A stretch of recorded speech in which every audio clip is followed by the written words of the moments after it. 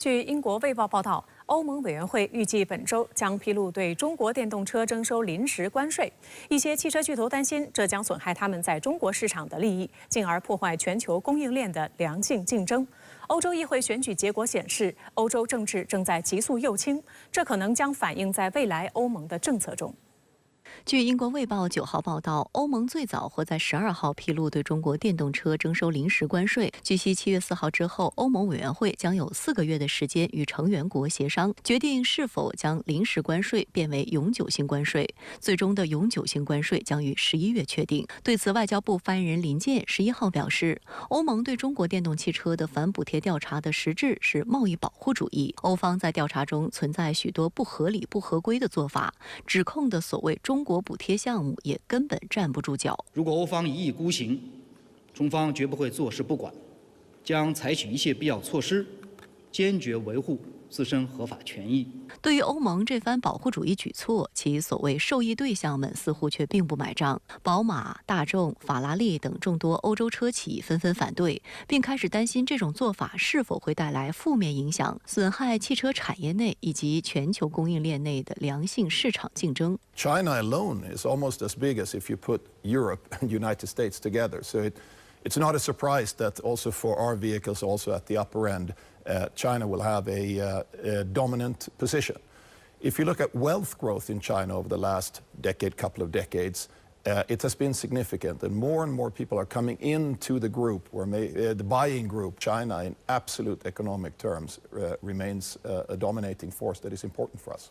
欧委会去年10月提出调查中国电动车的想法，但这引发内部争议。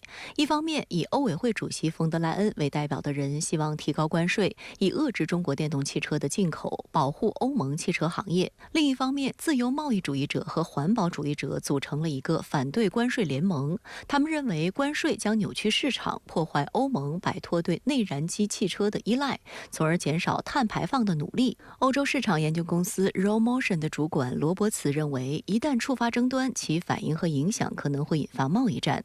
这对于一个仍严重依赖中国主导的供应链来实现高难度气候目标的欧洲地区来说，将是毁灭性的打击。与此同时，被认为是史上最重要的第10届欧洲议会选举中，极右翼异军突起，欧洲议会整体右转，也让外界担忧未来安全顾虑成为欧盟首要的政治考量。对经贸问题是否会采取更加安全化、更加地缘政治的视角，这是一种保护主义。保护主义的一个面向就是它的产品竞争力已经竞争不过对手，所以才会走向要加征关税的这种状况。美国总统国家安全事务助理沙利文近日表示，拜登已授权乌克兰军队使用美国提供的武器打击俄罗斯本土。美国政府11号还宣布解除乌克兰亚速营使用美制武器的禁令。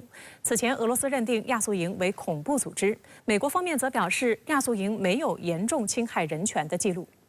美国总统国家安全事务助理沙利文当地时间9号在接受媒体采访时证实，乌军已经使用美国提供的武器打击俄罗斯境内目标。And it simply didn't make sense not to allow the Ukrainians to fire across that border to hit Russian guns and emplacements that were firing at the Ukrainians. So the president authorized that.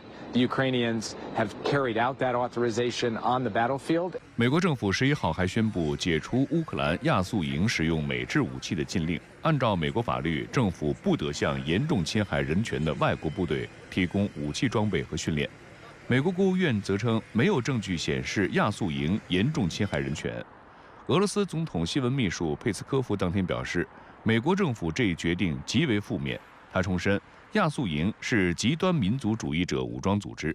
美国政府转变立场，显示美方不惜一切手段，企图遏制俄罗斯，并且把乌克兰作为工具。亚速营组建于2014年，最初是由志愿者组成的武装，现在已成为乌克兰国民警卫队第12特种旅。2022年2月，乌克兰危机升级后，亚速营在马里乌波尔等地作战中扮演重要角色。俄罗斯一直指认亚速营犯有暴行，并认定亚速营为恐怖组织。此外，俄罗斯国防部11号表示，根据俄总统决定，第2阶段非战略核力量演习已经开始。俄罗斯与白俄罗斯两国武装力量将演练非战略性核武器的使用。据俄罗斯国防部介绍，第一阶段非战略核力量演习于5月21号在俄罗斯南部军区开始，演练了获取装填伊斯坎德尔战役战术导弹系统专用训练弹药，向指定阵地区域隐蔽推进，导弹发射准备等内容。俄罗斯空天军航空兵部队人员进行了匕首高超音速导弹等的专用训练弹药装填和向指定区域发射等训练。美国政客此前一直声称力挺乌克兰是为了所谓的自由和民主，而在美国哥伦比亚广播公司播出的节目中，美国共和党参议员林赛·格雷厄姆直白地道出了美国的真实图谋。They're sitting on $10 to $12 trillion of critical minerals in Ukraine. They could be the richest country in all of Europe. I don't want to give that money and those assets to Putin. If we help Ukraine now, they can become the best business partner we ever dreamed of. 就在此言论曝光的前一天，匈牙利总理欧尔班就已经透露，美国及其盟友将乌克兰视为一个潜在的巨大收入来源，只要俄罗斯被击败，他们就能控制乌克兰。他还表示，这场冲突对西方的军火供应商、债权人和投机者来说是一支强心剂，这也是冲突延宕至今的原因。This has always been what the West wants to use Ukraine for. They're not interested in having a partner. They're interested in having another source of extraction, right? They're using Ukrainian people as bullets, basically. I think it's immoral, but I've heard the argument that, oh, this is a great deal. And my answer to that is, why don't you tell us the Ukrainian casualties? And I asked them how many Ukrainians have died and been injured. And they claimed they didn't know.